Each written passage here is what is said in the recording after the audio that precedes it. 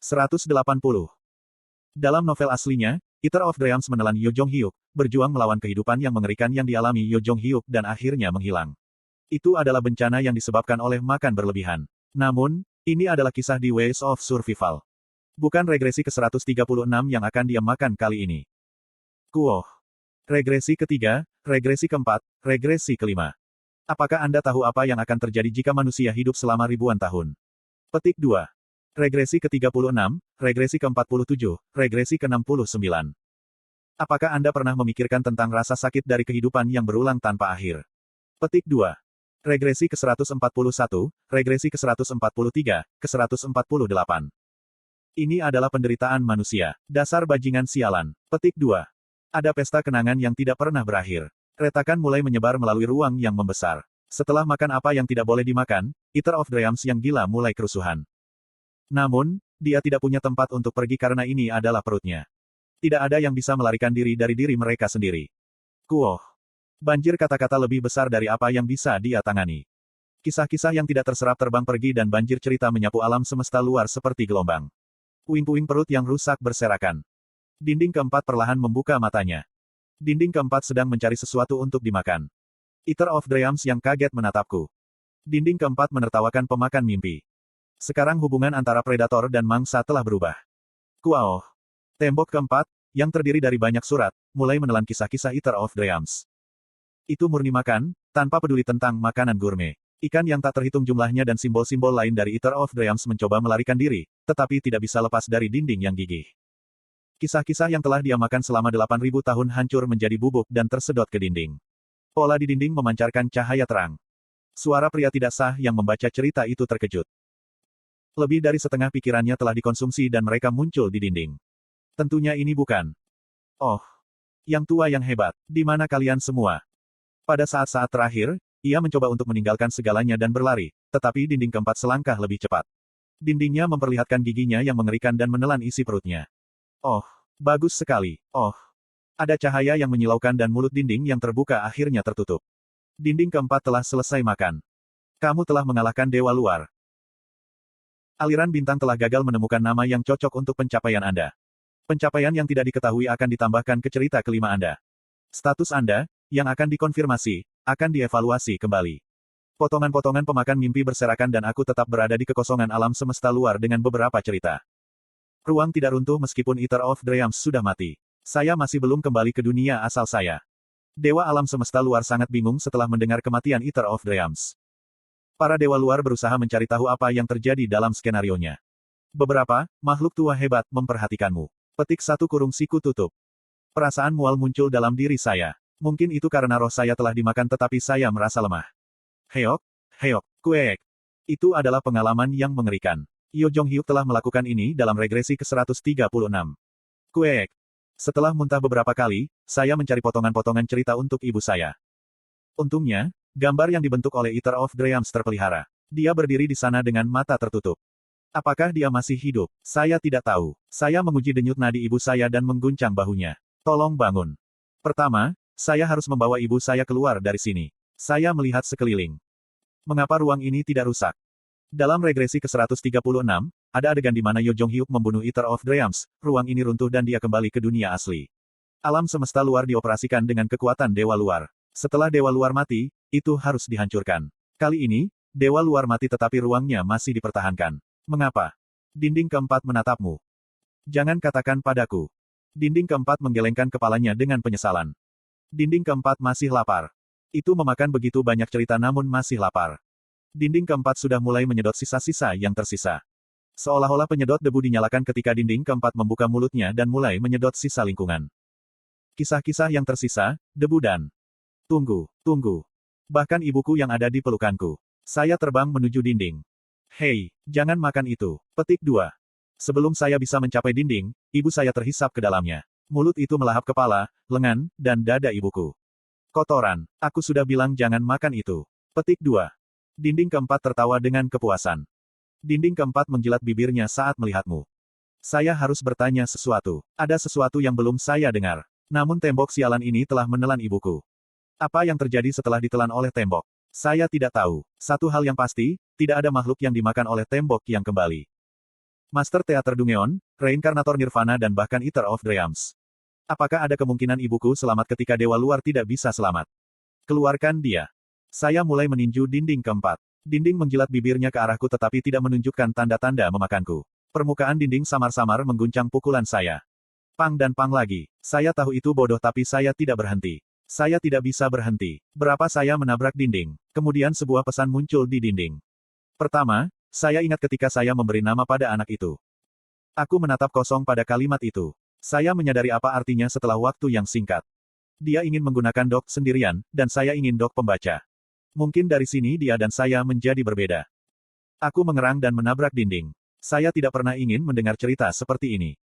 Saya ingin dia menjadi pembaca dan bukan orang yang kesepian. Selama mereka membaca sesuatu, manusia tidak akan kesepian. Saya mungkin ingin percaya ini.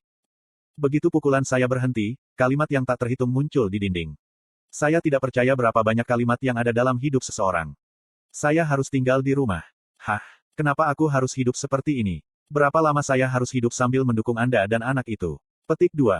Sukyung, kamu harus menanggungnya. Pikirkan Dokja, pria itu hanya akan melakukannya sebentar. Petik 2. Ibu, saya pikir Anda harus memperhatikan Dokja. Petik 2. Saya mengutuk dan mulai memukuli dinding lagi. Ada beberapa hal yang saya ingat tetapi ada beberapa yang tidak saya ingat. Namun, perasaan hari itu masih hidup. Itu sulit. Pada saat itu, saya sangat lelah sehingga saya tidak bisa memikirkan hal lain. Ketika saya memikirkannya, itu sama sulitnya untuk anak saya. Ibu saya menderita pada masa itu. Kekerasan terhadap seorang wanita, seorang ibu dan seseorang, itu seharusnya tidak pernah dilakukan. Dokja, dapatkan di sini. Mengerti. Jangan keluar sampai ibu berkata kamu bisa. Petik 2. Kata-kata tanpa belas kasihan terus muncul dan saya sekali lagi menderita masa kecil saya dari sudut pandang lain. Itu terdengar seperti cerita yang benar-benar aneh, meskipun itu adalah sesuatu yang saya alami secara pribadi. Inilah yang terjadi. Itu sangat menyakitkan. Itu menyedihkan. Ngomong-ngomong, mengapa aku melupakan semua ini? Apakah saya hanya ingin melupakan? Sementara itu, dinding terus berbicara. Aku seharusnya meninggalkannya. Tidak peduli apa yang orang lain katakan, saya seharusnya membawa anak itu dan pergi ke tempat yang jauh. Dia seharusnya pergi pada akhirnya. Kenapa tidak? Itu adalah catatan yang diisi dengan penyesalan dan penyesalan. Ini adalah ibuku, yang diam, dalam kenyataan. Sekarang dia membuka mulut ketika novelnya. Itu terjadi sore hari. Akhirnya, cerita pun dimulai. Bawalah lebih banyak alkohol. Petik 2. Suara ayah saya berteriak untuk membawa lebih banyak alkohol. Dia mendorong ibuku dan memukul perutnya. Ayah saya mengancam. Kamu, letakkan pisaunya dan mari kita bicara. Petik 2. Perlahan, ingatan itu kembali. Bocah laki-laki yang bersembunyi di ruangan itu menjulurkan kepalanya. Tepat sekali. Saat itu, ayah saya memegang pisau dan bertindak mengancam. Dokja, saya bilang untuk tetap di kamar Anda. Petik 2. Ibuku berteriak dan berlari ke arahku. Ayah saya yang mabuk mengayunkan pisau dengan mengancam. Kamu akan mati dan aku juga akan mati. Haruskah kita semua mati? Bukankah kita kacau hidup bersama seperti ini? Hah, kalau begitu mari kita mati bersama. Ibuku melempar tubuhnya ke depan. Ada suara dan tubuh ayah saya ambruk. Sebuah pisau jatuh ke tanah. Alkohol mengalir dari botol anggur yang bergulir. Saya tahu adegan selanjutnya. Ibuku akan mengambil pisau yang jatuh dan menusuk ayahku. Kemudian dia akan memberitahu saya, mulai sekarang, saya akan membaca semua ini lagi. Petik 2. Ngomong-ngomong. Dokja, tidak, letakkan benda itu. Petik 2. Apa ini? Dokja, petik 2. Saya mengambil pisau dan gemetar ketika saya menatap ayah saya. Wajah kecilku berlinangan air mata. Ayah saya tertawa mengejek dan mengayunkan tinjunya. Alih-alih memukul ibu saya, ayah saya malah menyelipkan botol itu. Kemudian, darah muncul dari mulutnya. Jika saya segera meminta bantuan, dia mungkin bisa hidup. Saya merasa tersumbat. Saya adalah satu-satunya yang bisa menyelamatkannya dan saya memilih untuk tidak melakukannya. Kecelakaan ini mengubah hidup kami. Kata-kata yang saya katakan kepada anak itu bukan dusta. Saya adalah orang yang membunuhnya. Ibuku mengambil pisau dari anak yang kehilangan akal sehatnya. Kemudian setelah beberapa napas dalam-dalam, dia diam-diam membangunkan saya. Dokja, mulai sekarang, saya akan membaca semua ini lagi. Ayahmu melakukan kesalahan dan mati. Ini pembelaan diri, mengerti? Apapun yang terjadi, Anda jangan lupa bahwa Anda adalah korban. Petik 2. Suara ibuku meresap ke telingaku.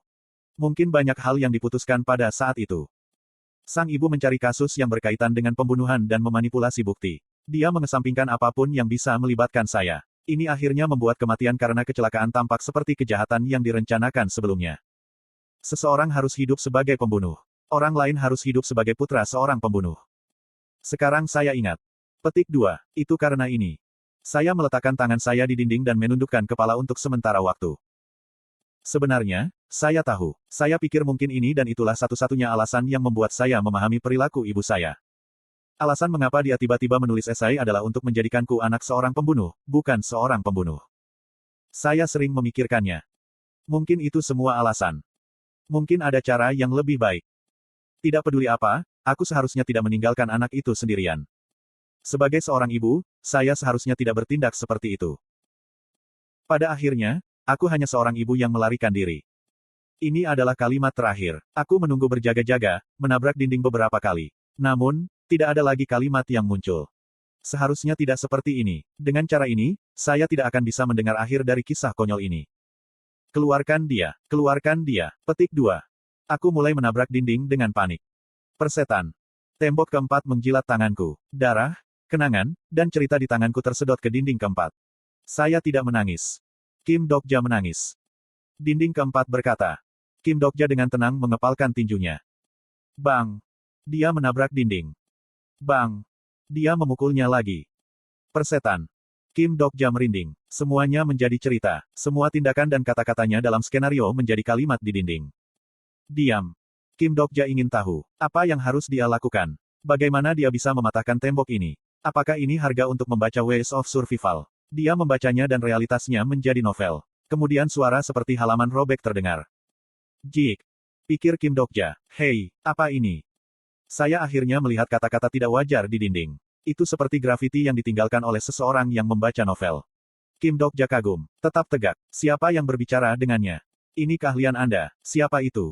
Kamu seharusnya tidak dimakan oleh keahlianmu. Apa? Kamu bodoh? Cepat lepaskan tanganmu. Kulihat tembok itu menelan kepalaku. Matikan skill, Kim Dokja. Pencerahan mengalir di kepalaku. Saya tidak tahu dengan siapa saya berbicara. Saya tidak tahu apakah itu mungkin atau tidak. Namun, jelas apa yang harus saya lakukan. Aku akan mematikan dinding keempat. Arus listrik mengalir melalui dinding saat bergetar hebat. Untuk pertama kalinya, saya merasakan sesuatu di sekitar saya memudar. Dinding itu runtuh. Saat berikutnya, sebuah pesan terdengar. Kesalahan sistem karena penyebab yang tidak diketahui sementara diperbaiki. Jendela atribut Anda telah dipulihkan. Apakah Anda ingin memeriksa jendela atribut sekarang? TL, Rainbow Turtle.